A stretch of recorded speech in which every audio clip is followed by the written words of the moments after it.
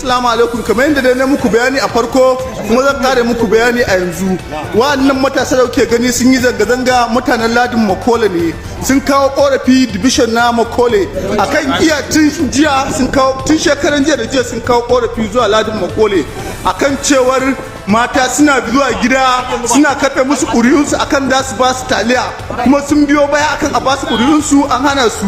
Yanzu a gasu a nan division na Makole na gano suna kawo ƙara sannan an yi nasara sun samu DPO kamar yadda kuke ji ga bakin shugabansu daga bakin shugabansu game da bayan da DPO ya mai. Kamar yadda mai magana ke magana Buhari Umar Sale da Wakiji Youth Mobilization Dawakin Kudu magana da muka yi mata an karar musu rijista tun shekarun jiya ta kai 500 a dawaki jilalin Makole. Abin da ya faru jiya karfe 10:41 mun zo dubushan na gano da muka zo dubushan na gano suka ce wa ne muka yi split su mata 5 wanda suke shiga gida da su karɓar rijista. Muka zo aka ce mana DPO baya nan amma za a kira mu. Muka zo har wajen karfe 1 ba a kira mu ba. Muka zo har karfe 1 ba a kira mu ba.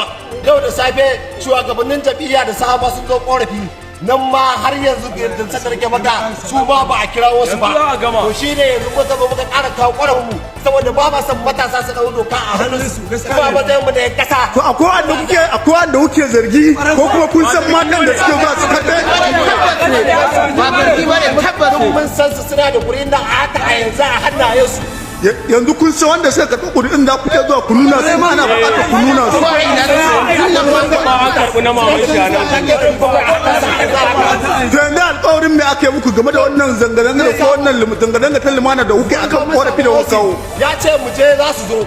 To amma mu wanda tafiya bata kawo ba za mu je mu koma gefe har sai mu ga cewa an ɗau mota an tafi da Wakiji an tafi neman wa'annan mutane shi ne za mu san cewa osi da gaske yake za mu san DPO da gano zai mana adalci shi ne za mu san mu ma 'yan kasa ne saboda mu ma 'yan Najeriya ne haka da APC yake da Najeriya haka da yan APC shi ma 'yan Najeriya ne.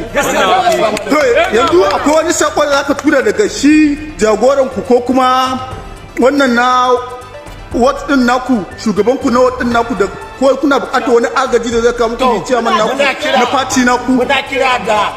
Muna kira da kwamishinan 'yan sanda na jihar Kano muna buƙatar taimako a karamar hukumar Dawakin Kudu muna buƙatar taimako a karamar hukumar Dawarawa muna neman taimako a matsalar da Wakili Ladin Makole domin irin barazanar da muke ciki gaskiya mu fara tsorata sakamakon suna cin kurku mun rasa kuma yadda zamu yi su.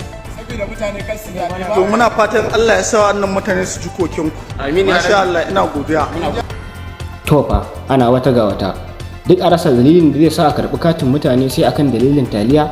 Ubangiji Allah ya kawo mana sauki zamu ce a cikin wannan ƙasa.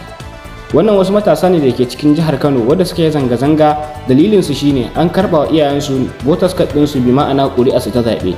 An karɓe ta an musu alƙawarin cewa za a kawo musu taliya kuma har yau ba a kawo musu wannan taliyar ba kuma ba a dawo musu da voters card ɗinsu ba. Wannan dalilin yasa suka ga ba su ɗau mataki a hannunsu ba suka fito suke neman da hukumomin jihar Kano ya kamata su sa idanu akan wannan a dawo da iyayenmu mata voters card ɗinsu da aka karɓa domin da shi ne samu damar yin zaɓe kuma abin da aka musu alƙawari an karɓi voters card ɗinsu za a ba su taliya. Allah ya raba mu da wannan talauci da muke ciki ka rasa abin da za a baka sai dai a baka taliya wai a karɓi ƙuri'arka. Ya ubangiji ya kawar mu daga cikin wannan hali da muka tsinci kanmu a cikin wannan ƙasa.